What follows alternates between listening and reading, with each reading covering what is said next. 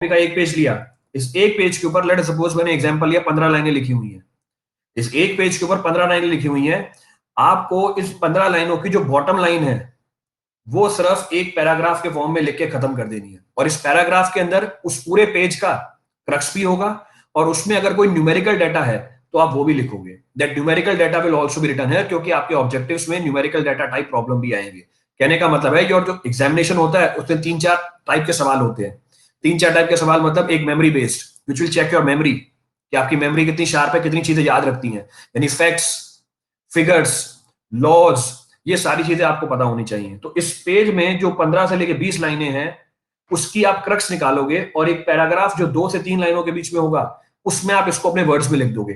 भले ही उसी पेज के ऊपर लिख दो, ऊपर मार्जिन होता है उसके ऊपर ही लिख दो, और जितना भी डाटा है वो भी साइमल्टेनियसली मेंशन करोगे। That data is to be mentioned simultaneously.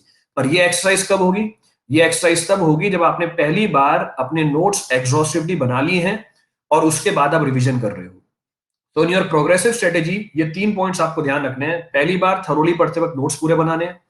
एक टॉपिक खत्म होते ही लास्ट ईयर की प्रॉब्लम्स अटेम्प्ट करनी है, ताकि आपको पता चले एप्लीकेशन कैसे होती है कंसेप्ट्स की। दूसरा, किस लेवल के सवाल पूछे जाते हैं उस एग्जाम के अंदर।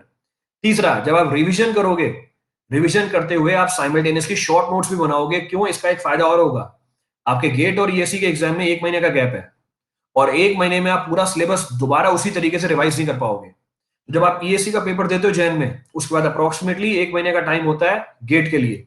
उस 1 महीने के टाइम में ये शॉर्ट नोट्स आपके काम आएंगे, और ये उस समय नहीं बनाए जा सकते। तो ये आपको ग्रेजुअली प्रिपेयर करने शॉर्ट नोट्स। बहुत आसान तरीका बताया मैंने आपको।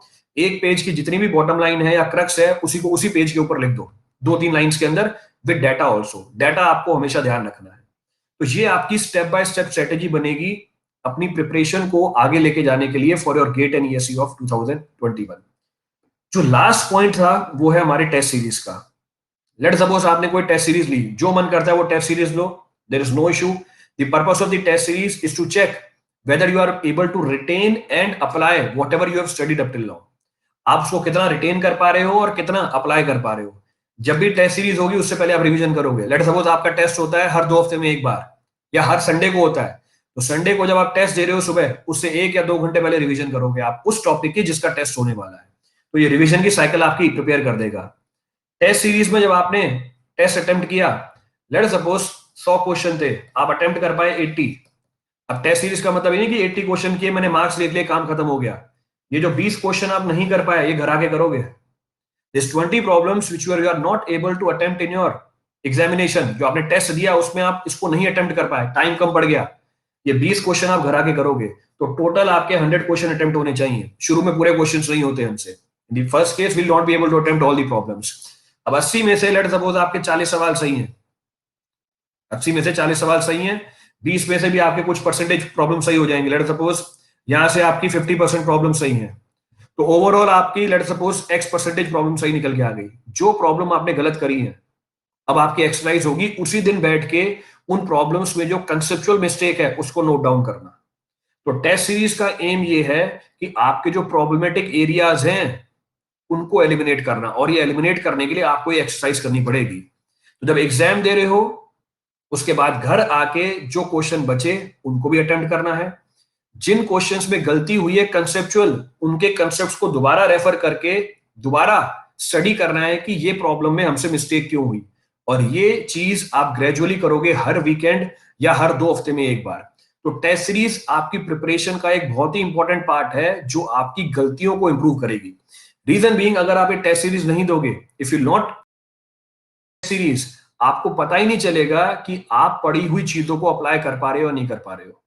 So what ever your level of the preparation is, चाहे आप लेट सपोज 3rd ईयर में हो, 4th ईयर में हो, जॉब में हो, जिस भी लेवल की आप तैयारी कर रहे हो, आपको पता होना चाहिए कि उस लेवल के हिसाब से आप प्रॉब्लम्स को अटेम्प्ट कर पा रहे हो या नहीं कर पा रहे हो। नहीं कर पा रहे हो, आके पूछो हमसे या खुद से पूछो कहां गलती हो रही है, where this mistake is taking place, ताकि आने वाले एग्जाम्स में आपसे वही मिस्टेक दोबारा नहीं हो, so that you are not repeating the same mistakes again and again. तो purpose of the test series is to make you perfect। ये टेस्ट सीरीज का पर्पस है आपको परफेक्ट बनाना। तो ये बहुत ही इंपॉर्टेंट टूल है आपकी प्रिपरेशन के लिए। It is very important tool to gauge your preparation. तो तब तक आपको भागना है इस टेस्ट सीरीज के पीछे जब तक आपकी प्रिपरेशन परफेक्ट नहीं हो जाती। तब तक आपको भागना है इस टेस्ट के पीछे जब तक आपकी प्रिपरेशन परफेक्ट नहीं हो जाती। तो पहली तैयारी का मेन पॉइंट आपका कंटेंट, दूसरी तैयारी का मेन पॉइंट आपकी जो स्टेप बाय स्टेप स्ट्रेटेजी है, आपके नोट्स जो सबसे पहली बार बनेंगे, फिर उसके करस्पॉन्डिंग लास्ट ईयर के क्वेश्चंस, फिर आपके short notes. Third point will be the short notes. तीसरा पॉइंट है आपका test series. What the aim of your test series, that is being discussed here. क्या एम है आपकी टेस्ट सीरीज का, वो मैंने आपको मेंशन करके बता दिया। तो ये तीनों पॉइंट क्लब करके आपको अपनी प्रिपरेशन को आगे लेके जाना है। You have to carry forward your preparation. Next point to be referred, जो की पॉइंट्स आपको ध्यान रखने हैं किसी भी एग्जाम के लिए। पहला, अंडरस्टैंड द पैटर्न। जैसे एग्जांपल अभी आया है, गेट का पैटर्न चेंज हो गया है। There are several changes in the GATE. अब क्या क्या चेंजेस है वो डिस्कस करते हैं आगे। तो you have to understand the pattern of the examination, and the pattern of the examination can be understood just by looking the last year problems. इसीलिए आपकी प्रिपरेशन की स्ट्रेटेजी में वो पॉइंट इंक्लूडेड है कि आपको लास्ट ईयर के problems simultaneously कर रहे हैं जैसे ही आपको उस टॉपिक की प्रिपरेशन कंप्लीट हो जाती है। As soon as the preparation of the topic is completed, you attempt the last year problems.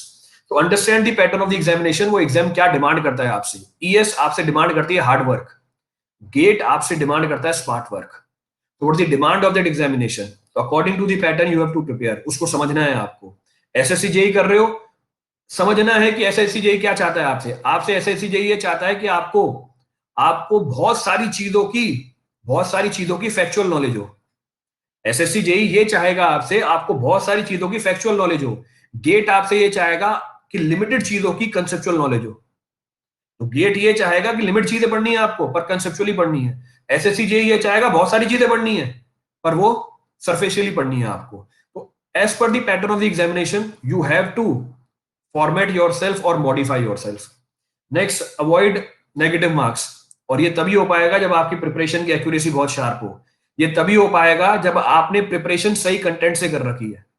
तो आपकी एक्यूरेसी तभी निकलेगी जब आपका कंटेंट क्या हो, शुरू में एरर फ्री हो, आपके कंसेप्ट एम्बिगुअस नहीं हो। Your concept is not ambiguous कि सवाल में अगर थोड़ा सा ट्विस्ट आ जाए तो आपकी जो कंसेप्ट है उसमें एप्लीकेबल ही नहीं है, फिर जब दोबारा पूछोगे तो उस सवाल के हिसाब से कंसेप्ट चेंज कर दिया जाए। ऐसा नहीं होना चाहिए। तो ये दोनों चीजें पीछे वाली स्ट्रेटेजी से ही इंटरलिंक्ड है कि आपके प्रिपरेशन के अंदर उन चीजों का ध्यान रखना है जो आपको नेगेटिव मार्क्स नहीं दिलाए और आपकी एक्यूरेसी बहुत ज्यादा निकल के आए। Third point, speed. आपकी स्पीड बढ़ेगी आपके टेस्ट सीरीज देने की फ्रीक्वेंसी के ऊपर। More the frequency of the test which you give, faster and better the speed you will achieve. जितने ज्यादा आप क्वेश्चंस अटेम्प्ट करोगे टेस्ट के अंदर उतनी ही ज्यादा आपकी स्पीड बढ़ती जाएगी। तो ये एक दिन में नहीं होगा। This will not be achieved in one day. हाँ, ये चीज एक्सपोनेंशियली ग्रो करती है। This will grow exponentially. शुरू के 1 महीने, 2 महीने, 2.5 महीने आपकी स्पीड बहुत कम रहेगी, परेशान मत होना।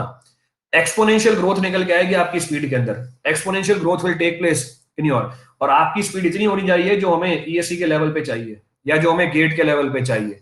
तो अगर आप अपनी टेस्ट सीरीज नहीं दे रहे हो और पहला पेपर जाके गेट और ईएससी का दिया, आपकी ये वाली स्पीड निकल के आएगी।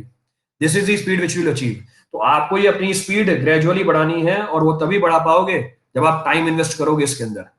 तो sufficient time is required to increase your speed. तो ये कॉमन प्रॉब्लम होती है, सर सवाल पूरे नहीं कर पाते, सवाल समझ में नहीं आते, हमारे पेपर के अंदर एरर होता है क्योंकि हम जल्दी अटेम्प्ट करते हैं।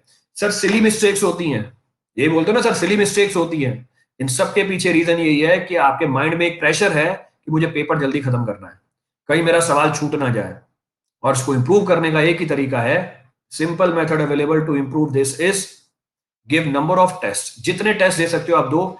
ये मत सोचना कि मेरी तैयारी पूरी नहीं हुई है, क्योंकि तैयारी का मतलब सिर्फ सवाल सॉल्व करना नहीं है। तैयारी का मतलब आप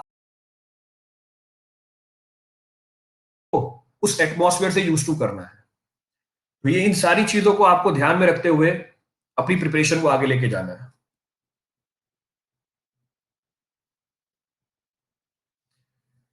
तो अभी तक की कहानी में अगर कोई सा भी पॉइंट रिपीट करना हो किसी के लिए, if you have any doubt up till now you may ask. मैंने चैट को अनेबल कर दिया, I have enable the chat. मैंने चैट को अनेबल कर दिया स्ट्रेटेजी के लिए। Sir short notes means write down each and every formula और जो टॉपिक हम रिटेन कर रहे हैं, how to approach any question and minimum कितने टेस्ट दें। शॉर्ट नोट्स का मतलब बेटा मैंने भी आपको बताया, शॉर्ट नोट्स का मतलब ये है अभिषेक कि जो एक पर्टिकुलर टॉपिक है, जैसे मैंने एग्जांपल लिया, आपका जो एक पेज है उस पेज की जो क्रक्स है, जैसे मैं एग्जांपल लेता हूं कोई सा भी, टेक एन एग्जांपल, आप स्ट्रेंथ ऑफ मटेरियल पढ़ रहे हो। स्ट्रेंथ ऑफ मटेरियल में आपने पूरा एक पेज पढ़ा स्ट्रेसेस का, let us suppose principal stresses का। अब आप जब शॉर्ट नोट बनाओगे, ऊपर प्रिंसिपल स्ट्रेस किसी भी प्लेन पे कैसे निकाले जाते हैं उसका फॉर्मूला लिख दोगे, ये आपके शॉर्ट नोट से बस। या प्रिंसिपल स्ट्रेसेस डिराइव कैसे होते हैं उसका तरीका लिख दोगे आप, इसको शॉर्ट नोट बोला जाता है। या तो आप फॉर्मूला लिख दोगे, या उसका डाटा लिख दोगे, या उस पूरी कहानी का जो एक बेसिक कंसेप्ट है उसको लिख दोगे, ताकि दूसरी बार जब मैं पढ़ूं मेरे को वो पूरा पेज नहीं पढ़ना पड़े। वो 2 लाइनें सफिशिएंट हो मुझे पूरा पेज रिकॉल कराने में। That 2 lines should be sufficient to recall the entire page. इसको हम शॉर्ट नोट्स बोलते हैं, that is technically termed as short notes. How to approach any question and minimum कितने टेस्ट दें? मैंने कहा मिनिमम नहीं, आपको जितने ज्यादा हो सके टेस्ट देने हैं, क्योंकि टेस्ट का एम ये नहीं है कि आपको सवाल सॉल्व करना है। टेस्ट का एम ये है कि आपको इन्वायरमेंट से एक्यूमुलेट होना है जो आपको एग्जाम में मिलेगा। अगर आप वही चीज बार बार करते रहोगे, आप उससे यूज टू हो जाओगे, तो वो आपके लिए नई चीज नहीं रहेगी। कहने का मतलब है सेकेंडरी चीजें जो एग्जाम में हमको प्रेशराइज करती हैं वो एलिमिनेट हो जाएंगी। एग्जाम का फेयर, सवाल कंप्लीट नहीं होने का डर, इन्विजिलेटर का डर, कैलकुलेटर यूज होगा या नहीं होगा उसका डर, मैं कैलकुलेशन सही करूंगा या नहीं करूंगा उसका डर, सवाल पढ़ पाऊंगा या नहीं पढ़ पाऊंगा उसका डर, कम टाइम में ज्यादा सवाल कैसे पढ़ूं, ये सारी चीजें इंप्रूव होती हैं टेस्ट देने से। All these points are improved while giving the test. तो टेस्ट का पर्पस ये होता है, आपसे सवाल नहीं बनते कोई फर्क नहीं पड़ता, पर ये चीजें भी अगर आपने इंप्रूव कर ली, 10 to 20% of the marks will increase in your examination.